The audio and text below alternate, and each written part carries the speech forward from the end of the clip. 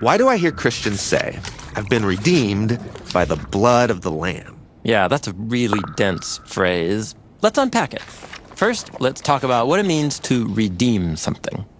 So, if you own something, it belongs to you. Right. But things can get lost or stolen, and then somebody else ends up possessing what is rightfully yours. So I should go get it back. And you could do that in a few ways. You could show some sort of proof of ownership. Or you might need to purchase it back. Or you could just demand it back. However it happens, that transfer back to you as the rightful owner, that's what the Bible calls redemption. Okay. But what does it mean for a person to be redeemed? Yeah, so imagine you lived in ancient Bible times and you ran out of money. As a last resort, you could sell yourself as a slave to pay back that debt. Ah, I've lost my freedom. Right. But a family member could come with money called a redemption price and claim you. And that person was called a kinsman redeemer, and they were transferring you back into the family. Ah, I get it. Now, the story of the Bible begins with this big idea that all creation, especially humans, belong to God. But tragically, humans have ended up being corrupted and enslaved by death. God wants humanity back, and so the story of the Bible is basically about how God transfers us back into his possession, that is, redeems us. Okay, so where does the blood of the Lamb fit into all of this? Yeah, for this last step, we need to tell a story. In the scroll of Exodus, Pharaoh has claimed the lives of all of the Israelites, making them his slaves. Yeah, they've lost their freedom. But they don't belong to Pharaoh. Israel belongs to God. Right, so God confronts Pharaoh and demands, let the people go free, or I will take them back with displays of power. You mean the plagues? But they don't work. Pharaoh refuses to acknowledge God's claim on Israel. Right. So in one final act of power, God makes it clear to Pharaoh that not just Israel, but all life belongs to him.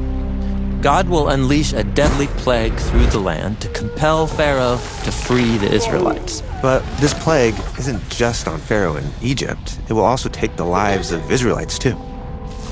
Well, remember, every life is already enslaved by death.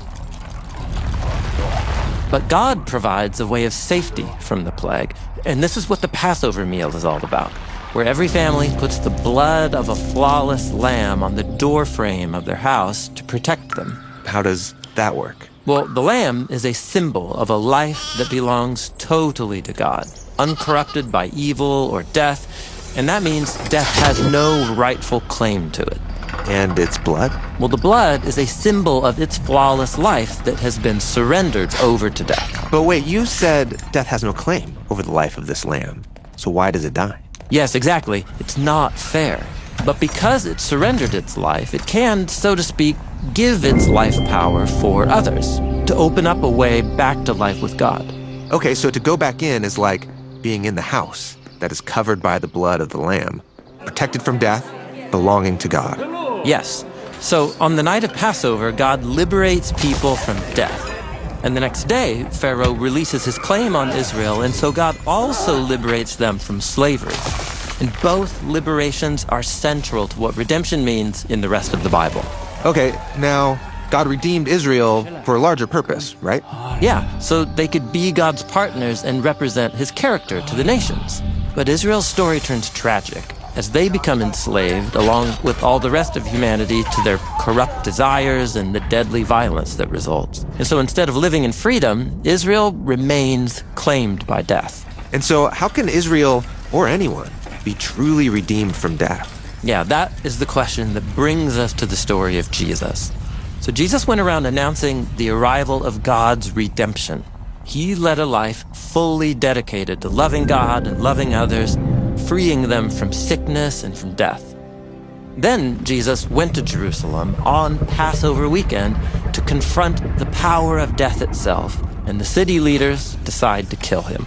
But he was blameless. Those leaders have no right to claim his life. Right, it wasn't fair. But in an act of generous love, he surrendered his life for others. And when Jesus was raised from the dead, it all became clear. Jesus is God's ultimate counterclaim against death. And the life of Jesus, represented by his blood, is a covering for anyone who takes refuge in him. Death could not claim him, and ultimately, it cannot claim you either. So when Christians say, "I've been redeemed by the blood of the Lamb," what they mean is that because of Jesus' life, they have been reclaimed by God into freedom and into a kind of life that's beyond the power of death. We belong to God, and nothing can change that. This is what it means to be redeemed by the blood of the Lamb.